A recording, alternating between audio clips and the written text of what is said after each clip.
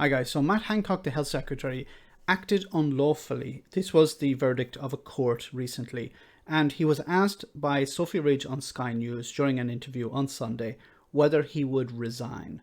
So let's hear what he had to say. Now, but before we hear it, Matt Hancock is going to try to deflect the responsibility he has onto his team, and he's also going to lie about PPE, and I'm going to explain exactly how he did that. Okay. Now, you've been found to have acted unlawfully this week by refusing to publish details of COVID-19 contracts. Will you resign? No, that's not quite right. It's important to be clear.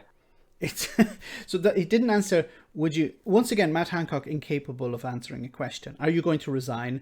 No, that's not quite right.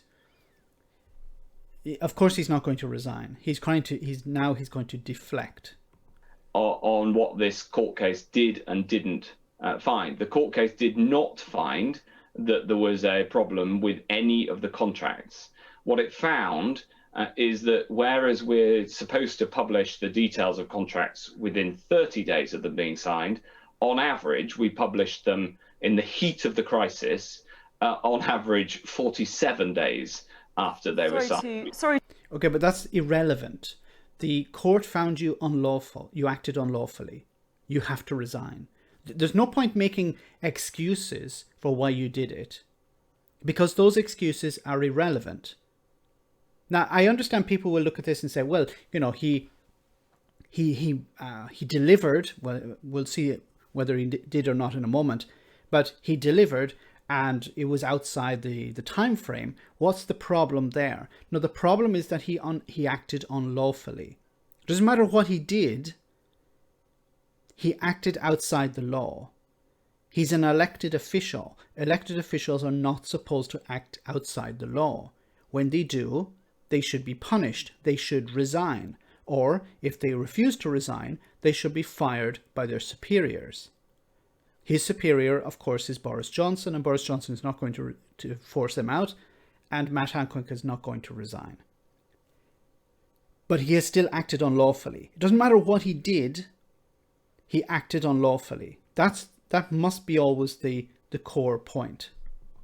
To come in, because I am careful to be specific. I know that they're not talking about the details of the contracts. That's why I said refusing to publish the details. The High Court judge said there is now no dispute that in a substantial number of cases, the Secretary of State breached his legal obligation to publish contract award notices within 30 days of the awards of contracts. I mean, look, people understand you have to spend money, you have to act quickly in a pandemic. This is about transparency. That matters as well, doesn't it? That's right. So that's right. The question that you first asked was about a refusal to publish. That's not true. We published the details of all these contracts that we had to publish. Absolutely. But you can't say we published the details and then in the next breath what he's going to do now is go, but we didn't publish them. He's trying to lie on two occasions. First of all, saying that we published them. Actually, no, he's telling just one lie. let him get away with just one lie. He's basically saying, yeah, we published the contracts. And now in a moment, he's going to say, but we didn't publish the contracts. And quite rightly.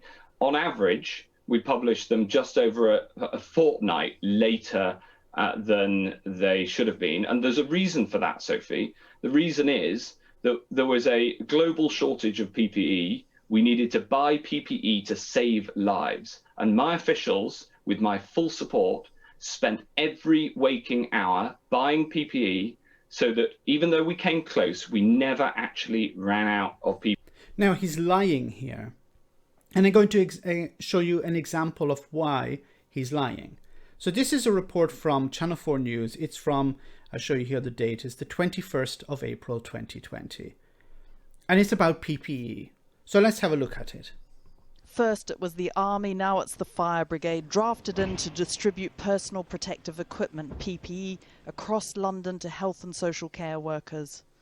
But distributing it is one thing, sourcing it is an entirely different matter.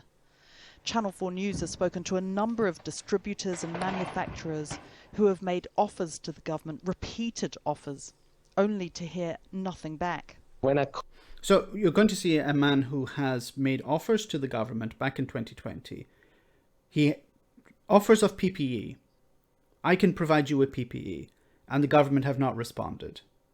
Now, this is not an isolated case. There have been numerous cases where companies have come forward and said, look, we can produce PPE for the NHS. We're ready. We have the machines ready to go. We're even producing it for example, the United States at the moment. And when they reached out to the British government, they heard nothing in return. Called the government office. I had initially access to 3 million masks. By the time I filled in the form, which was a few hours later, I was offered 10 million masks for supply and delivery ex-China on the Tuesday, Wednesday, the following week. I then only had an email later on the 31st of March confirming that I had in fact filled in the form. And then I had a further email on the 2nd of April, by which time the delivery date had already passed and the masks had gone, that I should provide further details, i.e. CE certification, for example. But I had already entered the CE certification number on the form when I filled it in. So now you can see, now we have so many stock. And here are boxes containing 100,000 PPE protective suits shipped from Italy to Shanghai and waiting to be sent here. Except the UK has not yet taken up this offer. These suits are capable of dealing with viral, biological and radioactive contamination. So you see here that there were companies back in April 2020 ready to ship to the UK, and Matt Hancock refused it. His department refused it. And instead, what many nurses in care homes, for example, had to do was use plastic sheets, the ones that you find in canteens. They were using that instead of proper PPE. There was PPE sitting, waiting to be ordered, and Matt Hancock's office did not order it. But they did pump money into companies that were willing to provide PPE, it seems. But these companies had connections to the Conservative Party instead. PPE in this country, and they did that even though the paperwork got delayed by, on average, just over a fortnight.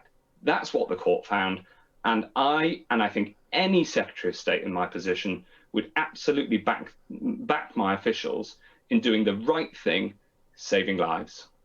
So will you now commit to publishing the names of all firms who were given public contracts and how much they were paid? Well, of course we publish all the details we're required to publish. Of course we... Notice how he answers these questions. Are you going to publish the names of the companies? Of course we publish the details that are required. Which is basically, no, we're not. He's trying to avoid the question. The question is, are you going to publish the names of the companies? And he's trying to avoid the question. The simple answer would be, yes, of course we're going to do that. But of course, Matt Hancock is not going to say that because some of the companies perhaps are somewhat connected to Matt Hancock. And that's been happening all the way through. The fact is that in the heat of the first wave, on average, we were just over a fortnight late in some of these publications. That's what the court case found. As I said in another video, there's no reason for this because the contract was produced. The contract was complete. After the contract had to be published, it's not that big of an effort to upload a contract, a PDF file, onto a government website. Like, the government are able to publish information at the drop of a hat.